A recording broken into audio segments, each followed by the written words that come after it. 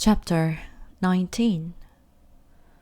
In the morning, me and Winn-Dixie went down to sweep the pet store, and I took a litmus lozenge for Otis. "Is it Halloween?" Otis asked when I handed him the candy. "No," I said. "Why?" "Well, you are giving me candy." "It's just a gift," I told him, "for today." "Oh," said Otis. He unwrapped the litmus lozenge and put it in his mouth.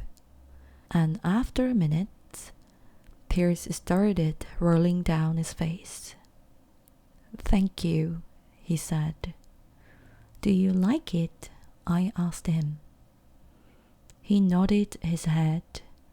"It tastes good, but it also tastes a little bit like being in jail." "Gertrude!" Gertrude squawked. She picked up the litmus lozenge wrapper in her beak and then dropped it and looked around. "Gertrude!" she screamed again. "You can't have any," I told her. "It's not for birds." Then real quick, before I lost my nerve, I said, "Otis, what were you in jail for? Are you a murderer?" "No, ma'am," he said. "Are you a burglar?" "No, ma'am," Otis said again. He sucked on his candy and stared down at his pointy-toed boots.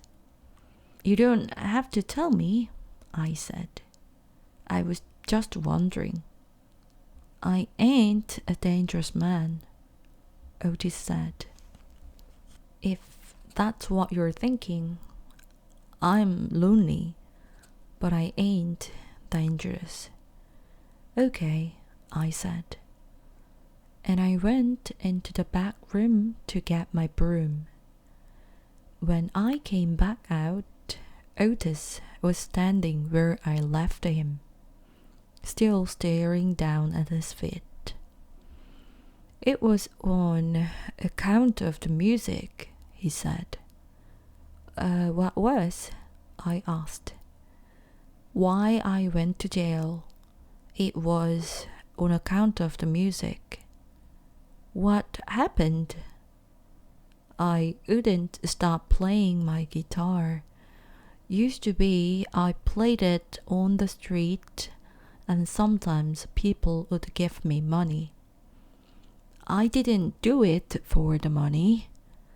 I did it because the music is better if someone is listening to it. Anyway, the police came, and they told me to stop it.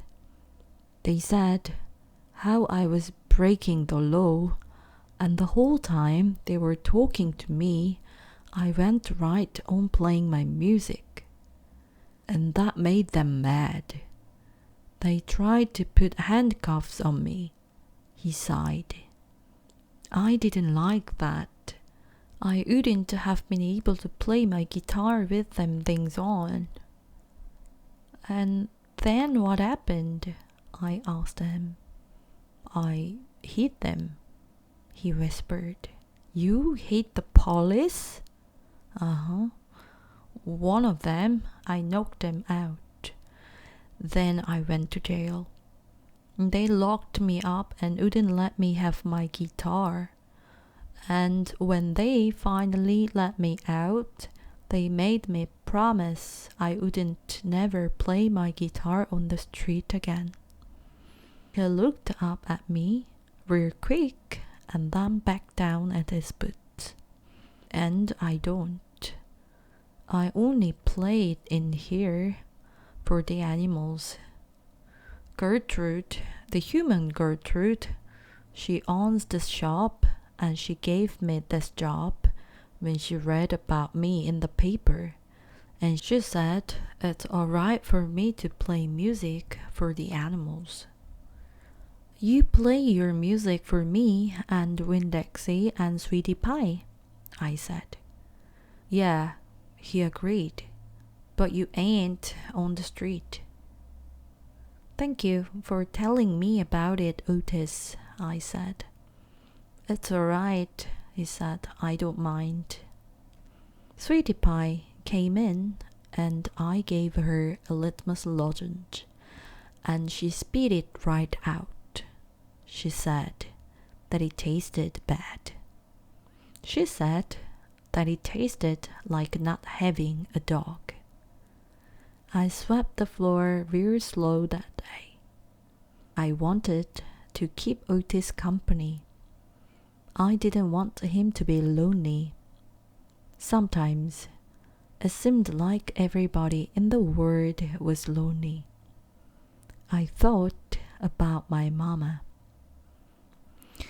Thinking about her was the same as the hole you keep on feeling with your tongue after you lose a tooth. Time after time, my mind kept going to that empty spot, the spot where I felt like she should be.